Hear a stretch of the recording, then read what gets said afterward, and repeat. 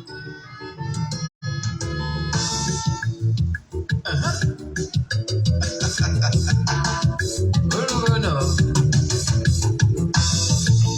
na-ebulukwa mmadụ elu ọkwụ mma onye mee nke ọma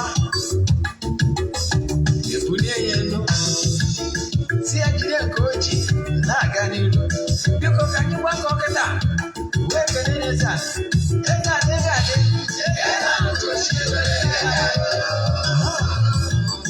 Eze-Ana Ugochi tubelu nwoke ọma na oraifite ị ga-adị.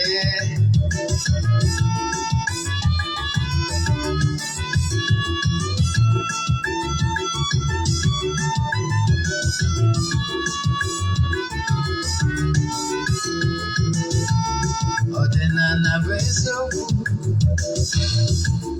ọdịnala bụ ụzọ ndụ. Ị ma na o nwere olu na-eti mkpu na-asị ụmụ Igbo chigharịa, ụmụ Igbo chigharịa. Kwa mbọsị ọ na-eti, n'ụtụtụ na abalị ọ nọ na nkụzi. Eze-Ana Ugochi tubelu onye ọma na oraifite, onye mgbasa ozi ọma ọdịnala gaba n'ihu. Eze-Ana Ugochi tubelu onye ọma na-eje ọdụ, ọdịnala bụ ụzọ ndụ gaba n'ihu.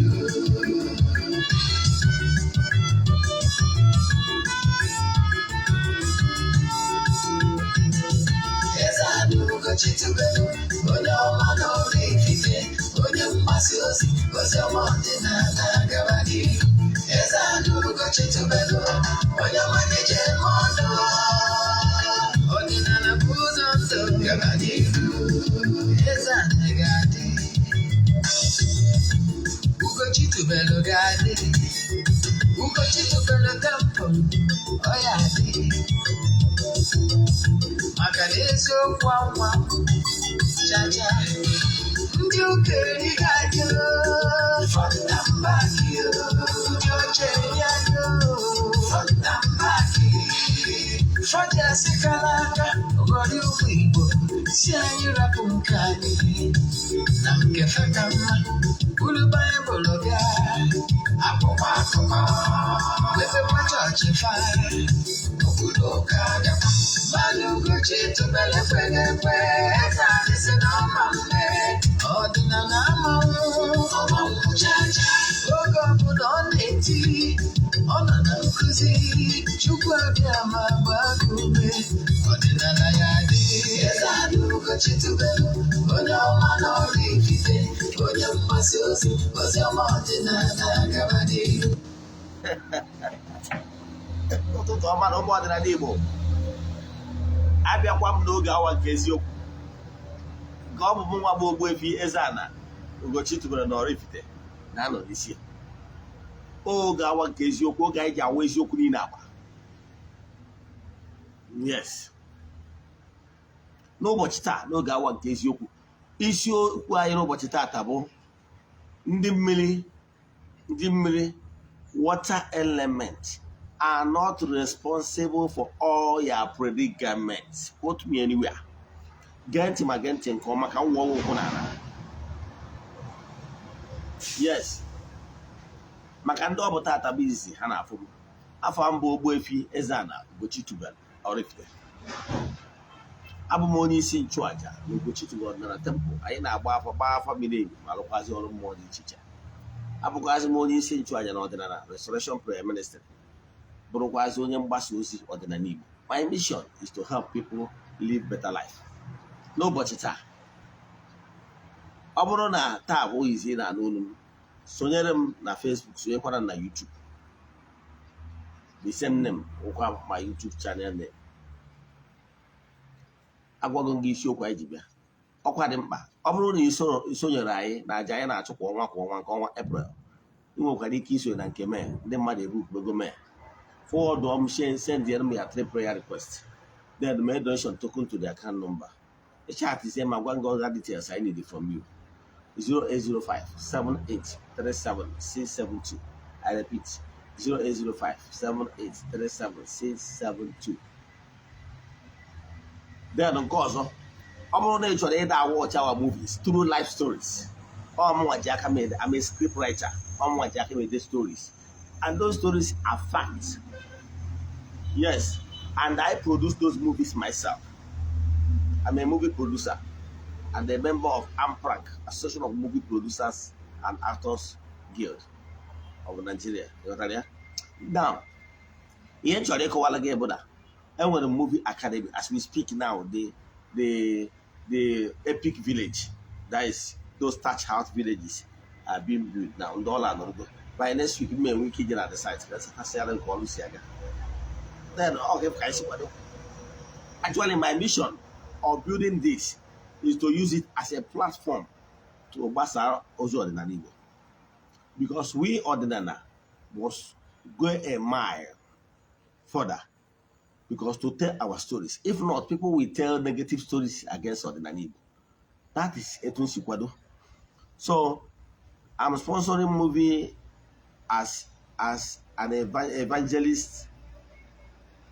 As an evangelist. Obros against we Obasa Ozo Ordinary. Oruo Sotunina.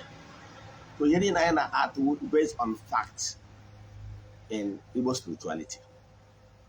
Na nkabu. Yes. So, ọbụrụ na ị nọ nso ị nwere talent chọrọ isonyere anyị, you are welcome. Nke ọzọ si bụ our movies, I had a show na Facebook page ma ọ bụ na our YouTube channel. That is our evangelical channel. I had a show about he nwere ike ifudo about promo. But they watch the movie proper. Ị gaa na my YouTube channel for movie watching. The movie channel Ugochi tubelu movie productions. EGN na YouTube. You watch all our movies. Huh? Obro na family unu family emebido ofo. When I appear one aso, I can tell you, I'm a living witness. Ihe ofo emebi ofo na family nwere cake off. Because ofo is the symbol of authority. Of that ofo symbol you are seeing carries all the prayers and good wishes of your forefathers. So when you throw ofo, it's like you have thrown all the good wishes and good thoughts, intentions of your family. And the family works. That's what you throw out. So, and they try my solution. Go and watch that movie, The Rejected Staff of all. It's on my YouTube channel, I watch it in full. I post to be in series, but Jeba and I watch the film video from the beginning to the end. It's on my YouTube channel. Ugochi tubelu movie productions. Then I went another movie, The Anger of the Gods. Even this year, even they watch after the promo. Yes. Then I went the latest, The Consequence of Okite. I posted it last night. The Consequence of Okite. Go and watch it. It's a must watch. Yes. Consequence of Okite. The promo is even in my YouTube channel. But the real movie will be posted later today on Ugochi tubelu movie productions. Go there, subscribe so that whenever I will do updates, you'll be able to go and watch in full. That is another thing you know. Then again and again, we are now, as we speak now, production na Ganiru. Yeah, na buy now. The film I na art now the Abomination Nemesis. Yes. So before I produce so each day want to update our movies, go there. You will not be seeing it on Facebook. He will keep on Facebook with the promo. Yes, but the real movie will be on our channel. What time can call one can come. Then I can imagine you need to go idea about that. Yentim.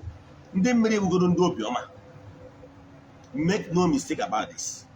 Haven't do beyond the name of Madu, the wood name of Mother Jamat. I'm a living witness. Manande mmiri nwelu the rules and regulation. Or if you want to be in good terms with them, or if you want to benefit. Recently, very soon, I will be able to act a movie concerning who mmiri is. Yes. Okay, now I got to portray the point of what mmiri stands for and water elements.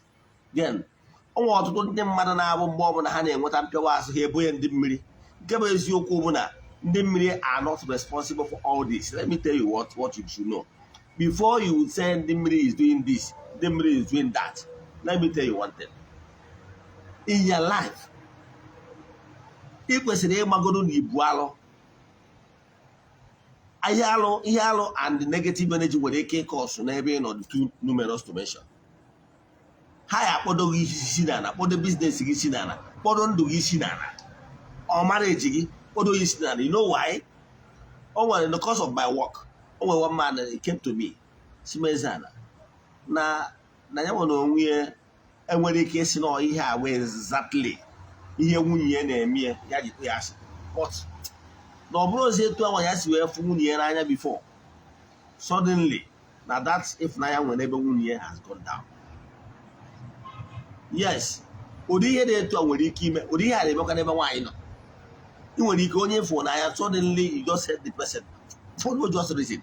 Ọ bụrụ na asị kere reason ijikwa onye asị nwere ike pinpoint something tangible. Mgbe ụfọdụ ụchụ so mmadụ nwere ike ịgbachi ihu ị na-afụzie, you will not be seeing that likeness in that person. Mana ọtụtụ ndị mmadụ na ha bido face ụdị kind of rejection ha ebunye ndị mmiri. Nke bụ eziokwu, search yourself. Iso na ndị onye na-etinye aka n'ime abortion ma ọ na-asọpọtụ ndị mmadụ ya mewe abortion, ma ọ bụ ndị na-edina nwanne ha. Ịsa ọ tabu ka ọ bụ yes, mana ọ na-eme. Do you know anyị nwa na-arụ ọrụ ma amaghị ihe m na-afụ. Some days back, o nwere ndị bịaranụ, onye bịaranụ, ọ bụrụ na ọnwụ nne na-abụ na-akwalite iko, ọgwa na-asọntu oyi. Ihe a na-agwa gị abụrụ na cousin ma ọ nephew, ihe a na-agwa the same mama, the same papa, but they have been brothers on each other. Ọ bụrụ alụ ya. Adị m ekwuzi gị nwa na onwe gị, search yourself. Iso na ndị na-edina na-akparị nwanne gị nwaanyị akwụ. Ịkpọrọ ya cousin gị, ịkpọrọ ya nephew, ihe ọsọ gị kpọọ ya, kpọrọ ya auntie oyibo ka ịsọ. N'ala Igbo, nwanne mma gị is ya relative or nwanne gị. Yes, etu akọdụ nwanne mpa gị bụ nwanne gị kụọ ide. Ịchọ sụọ oyibo kpọọ ya nephew, kpọọ ya auntie, kpọọ ya ọnụ isi, kpọọ ya oyibo ka ịsọ. Na mmachi gwa gị ọnwụ na imere ụdịdị etu anyị ka akpọọ gị alụ. Ị bụrụ onye na-eje nwaanyị na-ejekwu nwaanyị ibie, alụ ka ị na-eme, because what you are doing is not natural. Therefore, ị ga-attract akara ogheri to yourself. Yes, akara ogheri bụ ndị nwere nke ha pastor. They don't follow natural process. So that's akara ogheri ndị enu a na ọgwụ a na-attract to yourself, and ha ga-agbanyere ofim. Mana o meweghị isi na ndị mmiri na-eme. Before you na-akpọ ndị mmiri, you must come with clean hands. Yes. So mgbe ụfọdụ bụ ya lifestyle, ị nwere ike iso na nwaanyị na-ejekwu nwaanyị ibie, ma eburu nwoke na-ejekwu nwoke ibie, ma ọ bụ ndị na-ahapụ isi gwara ike ajụ. Nwere ike ọ bụrụ iso na ndị na-awa ha hapụ ebe Chukwu melọ nye all the natural lubrications. Ị hapụ ya jebe n'ike nsị, ịma ọ na nwere problem. For the fact that you refuse to follow the natural process, you will be attracting all those negative vibes to yourself.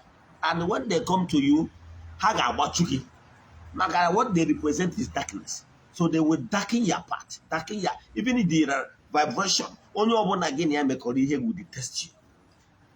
It can be a problem to people around you. Because only one again the element of light in him.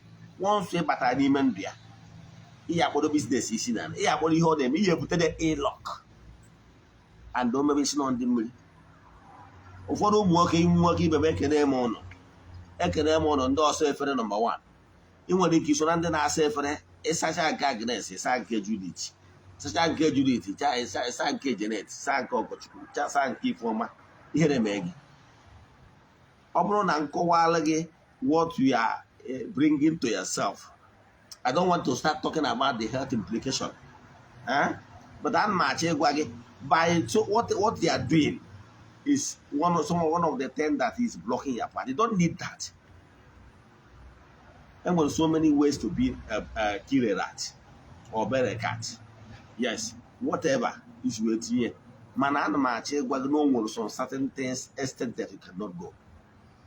If the woman they married is out of hand, please, before you get married, look the type of person you are.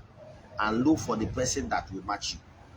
Enwere ofu anụ nwaanyị nwata nwaanyị m na-ekwu Kristo sị na ihe na-atụ ya ụtọ n'obi wee ego. Ọ bụrụ sens abụrụ ndị ihe eji enweta ego isi eji etapụ ego ọnwụ mana ọ bụrụ sens forget it. Ịghọtara ya? So o nwere mana ọ bụrụ na iwu ndị ike agwụgwa mkpi chọọ ike agwụgwa mkpi ibe gị ka o kwe mee maka ndụ gị. So iji na extra mile ka ị wee mee ihe na-eta wee mee ihe ga-ebutere gị negative energy. Enwere so many ways eji attract ya. Nke ọzọ, the type of friendship you keep. Ikipụ na onye ndụ ya gbagọrọ agbagọ maka na ọ ga-ebutere gị ndụ mgbagọ. Emezi kpọwa ndị mmiri. Ụfọdụ n'ime ụlọ bụ ndị na-eso ndị amoosu na-enye nsogbu mana ibo ya ndị mmiri. Ụfọdụ n'ime ụlọ bụ ndị na-anọ into so many life style in order to make money and everything. Do you know that some of these people, yeah, that go flight tickets, some of them are very diabolic, do you know? And at the end, they go away pray for one on camera. Ekwado okudo mo kesi akwado. Onwero onye bụ ibu nobody. Mana ị na-akwụgharị ka ịkwụgharị dị ibe gị na-akwụgharị. Eme were ume ihe eji ihe eme. Eme agba agha ọsọ afịa. Ime ọ na-agba mmadụ ọsọ afịa. Onye ahụ na-enye gị 2 million na-egoro moto na-egoro uwe ụlọ. Ị maka o si kwado. O nwere ike ọ na-egoro ihe niile ama na ya womb is gone. O nwere ike ọ na-emere ihe niile ama na glory is gone. I chere ihe o ji emere gị ya ahụ because of na nwere ukwu. I can tell you ndị nwere exactly ukwu ga anwa na village.